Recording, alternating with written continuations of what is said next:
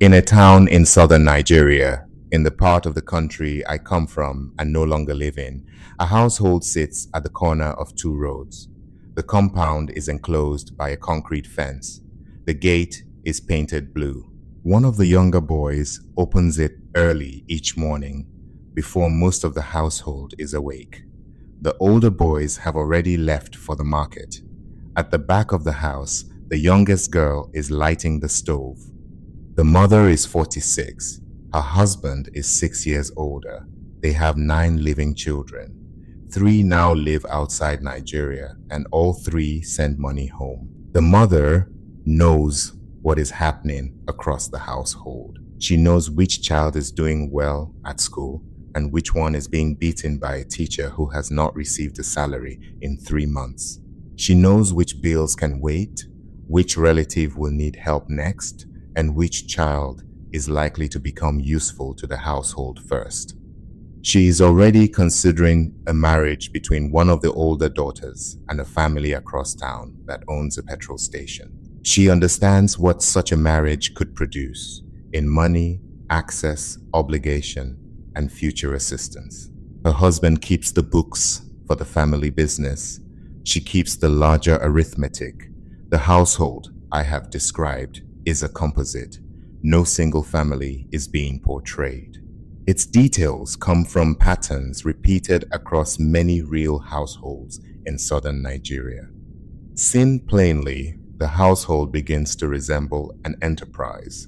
It raises children, trains them, places them into work, marriage, migration, and obligation, and receives part of what those children produce over the course of their lives. The wealth moves in a recognizable direction. It moves from children toward parents, from younger people toward older ones, and from those who leave toward those who remain. It continues through school fees paid for siblings, hospital bills paid for parents, rent paid for relatives, and monthly transfers sent across national borders. The movement of that wealth is often described as generosity, duty, respect, culture, or family responsibility. It is all of those things. It is also a system. An Australian demographer named John Caldwell gave that system a formal description in 1976 in an article titled "Toward a Restatement of Demographic Transition Theory." He expanded the argument in his 1982 book, Theory of Fertility Decline, and returned to it in later work on intergenerational wealth flows. The framework became known as wealth flows theory. Much of Caldwell's fieldwork was conducted in Nigeria, especially among Yoruba communities, which gives the theory its particular point of departure. Caldwell's argument begins with a simple question. Across the full span of a person's life, in which direction does wealth move between generations? In one kind of household, children contribute labor from an early age. They assist with domestic work, agriculture, trading, caregiving, apprenticeships, or family businesses. As they grow older, they bring wages home, support younger siblings, pay medical expenses, and provide for their parents in old age. Migration does not end the arrangement, it extends it. The child who leaves continues sending money back to the household, sometimes for decades. In another kind of household, the direction is largely reversed. Parents invest heavily in children before birth and continue through education, housing, healthcare, inheritance, and assistance well into adulthood. The child receives more from the parent across the life course than the parent expects to receive back. Caldwell argued that this difference helps explain why some societies historically favored larger families while others moved towards smaller ones. Where children are expected to contribute substantial value to the household, having more children can appear economically sensible. Where parents carry the financial cost of each child for decades, having fewer children becomes more likely. In his account, the fertility transition from many children to fewer children takes place as the direction of intergenerational wealth begins to change. The framework has been debated for 50 years. Researchers, including Hillard Kaplan and John Bach, tested whether children consistently produce more economic value than they consume across the life cycle. Their work did not support the strongest version of Caldwell's argument. The less absolute version remains useful. Households make decisions partly through what they believe children will contribute, what they believe children will cost, and what they expect family relationships to require over time. I use wealth flows theory in that sense. It is an instrument for seeing the household. It is not a law that explains every family. The practices Caldwell described existed long before the theory. One of the foundational studies is Esther Goody's Parenthood and Social Reproduction in West Africa, published in 1982. Goody, a British social anthropologist who worked extensively in Ghana, studied an arrangement common across many West African societies in which children move between households as an ordinary part of growing up. The academic literature calls this fosterage. A child may spend years living with a relative, godparent, employer, religious teacher, or another household selected because it offers schooling, apprenticeship, access, discipline, work, or social advantage. The receiving household feeds and houses the child. It may also place the child into labor. Sometimes the arrangement gives a young person opportunities that would not otherwise be available. Sometimes it becomes exploitative. The boundary between care, training, service, and abuse may be difficult to enforce, especially where the child has little independent protection. Goody's point was that fosterage should not be understood simply as the failure of biological parents to keep their children at home. It reflects a kinship system in which a child belongs within a wider network of relations. The Yoruba word omo means child, and it does not confine the child to the two people who gave birth to them. A child exists within a field of kinship, obligation, authority, and claim that can extend across many households. The biological parents may remain the closest point in that network, but they are not the only people who can raise, discipline, employ, support, or make claims upon the child. The household is therefore larger than the building in which the child sleeps. Other scholars extended this work.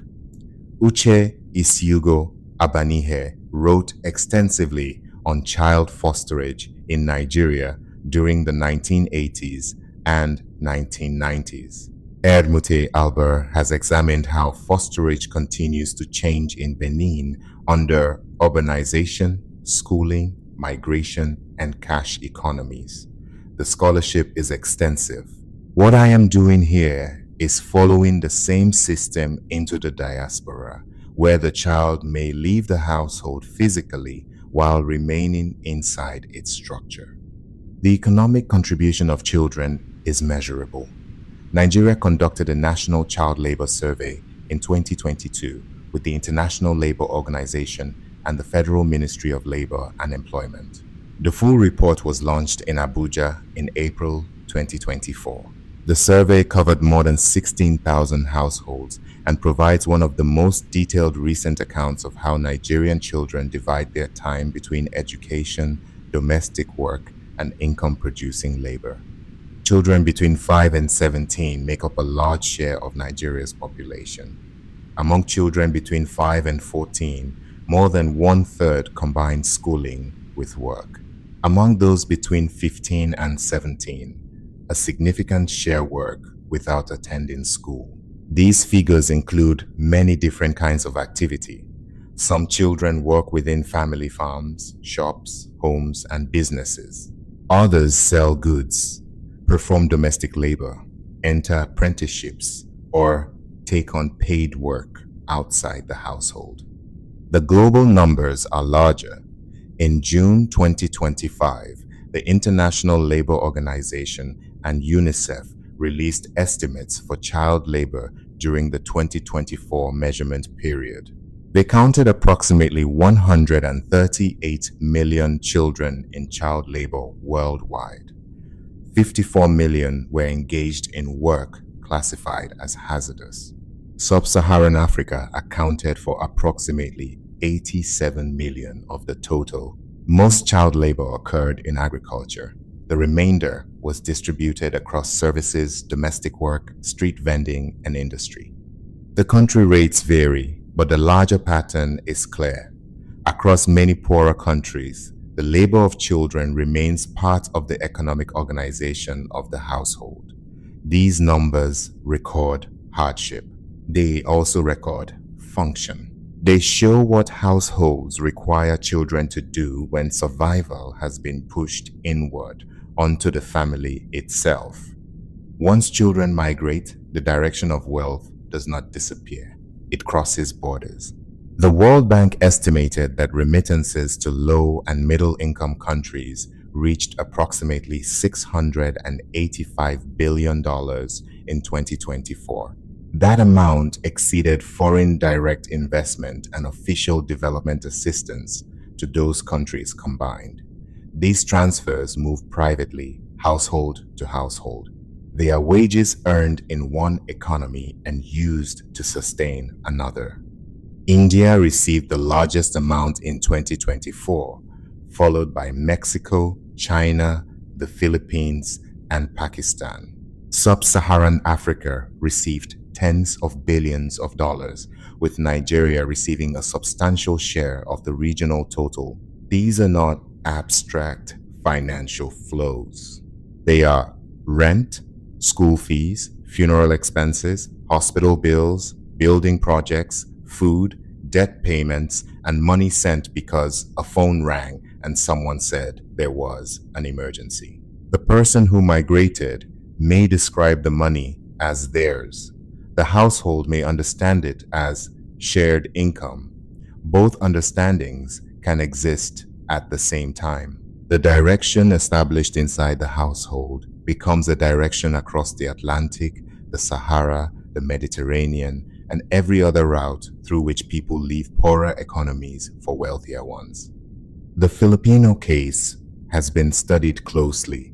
Rachel Salazar Pereñas described what she calls the international division of reproductive labor.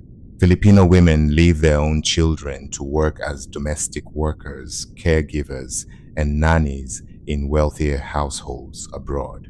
Their children remain in the Philippines, often under the care of fathers, grandparents, aunts, or other relatives.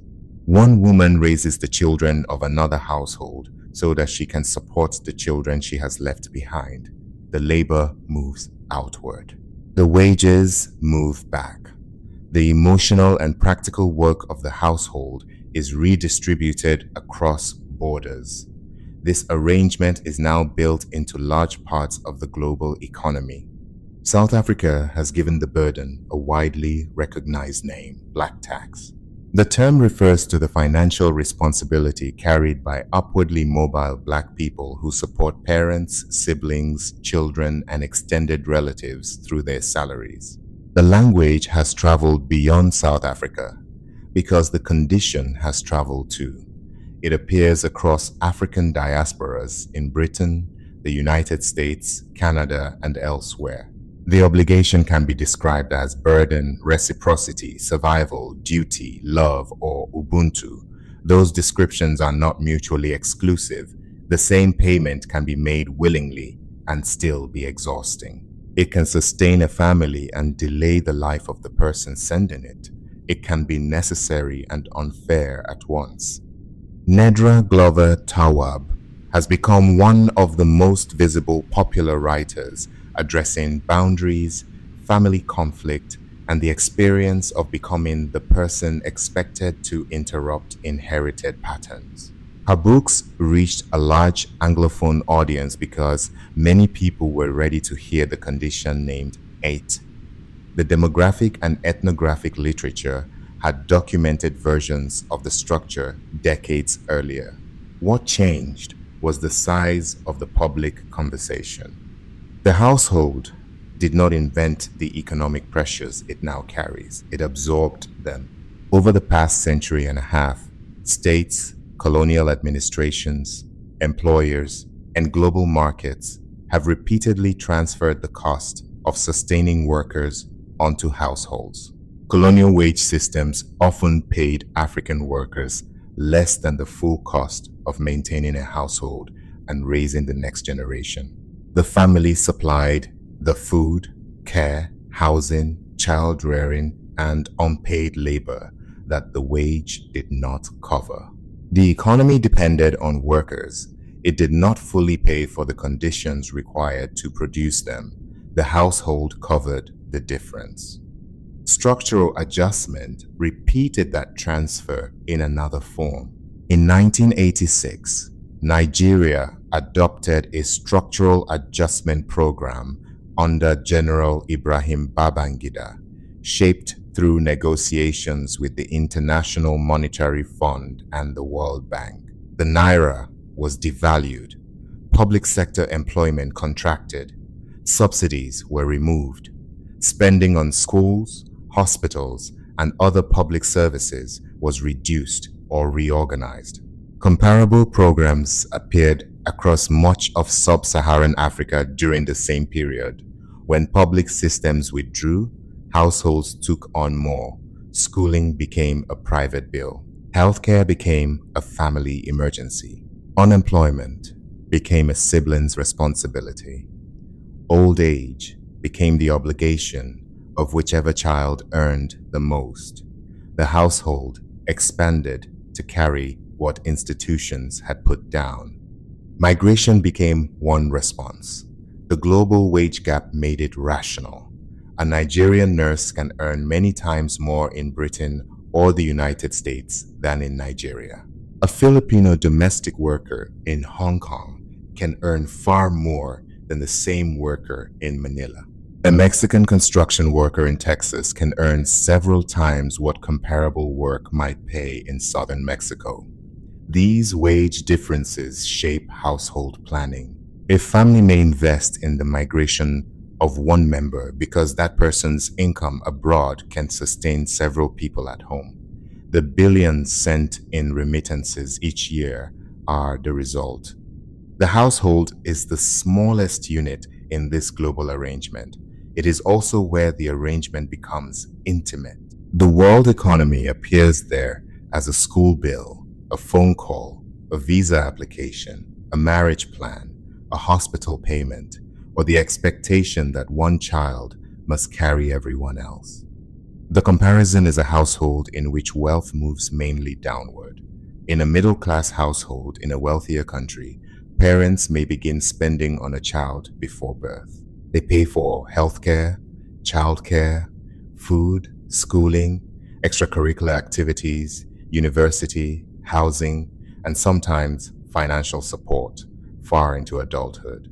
They may help with student expenses, a first car, a first home, or childcare for the next generation.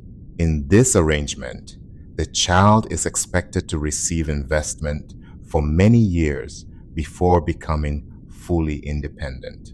The parent may hope for affection, contact, or practical support in old age, but the household is not built around recovering the full financial value of what was spent. Fertility tends to be lower in societies where raising each child requires substantial long-term investment. Caldwell's framework helps explain part of this relationship, though fertility is also shaped by women's education, employment, contraception, housing, childcare, mortality, public policy, and many other conditions. Across wealthier countries, fertility rates have fallen below the replacement level of 2.1 children per woman. The United States is around 1.6. Many Western European countries are lower. South Korea recorded a rate of 0.72 in 2023.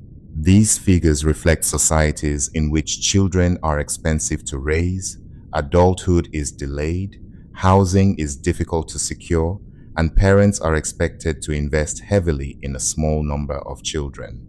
The adult child in such a society may still carry substantial debt. The difference is where the obligation runs. An American student may borrow from the federal government or a private lender to attend university and spend years repaying the loan. The debt is real. It may shape the person's entire adult life, but the creditor is an institution. In the household I have been describing, the creditor is more likely to be a parent, sibling, aunt, uncle, cousin, or wider family network. One arrangement directs obligation toward formal systems. The other directs it toward kin. The distinction is not complete, and neither system is free of dependency. But the direction matters. Where the family remains the primary unit of security, wealth, and obligation gather around the family. Where the state and market provide more of that security, the family can become smaller and less economically interdependent. What appears to be a private decision about how many children to have is therefore shaped by the structure surrounding the household. The fertility rate is one place where that structure becomes visible. Across the next 9 episodes, I follow the household through the major stages of its operation. The next episode begins with the child as labor, at the point when contribution becomes part of belonging. After that comes marriage, where households form alliances, exchange resources, and expand their networks through the bodies and futures of their children. The 4th and 5th episodes examine religion and gender, the systems that make obligations sacred and determine whose labor will be expected, hidden, or praised. The 2nd season follows the household into the diaspora it helped create. That is the part of the system I am living inside. I am writing from a distance.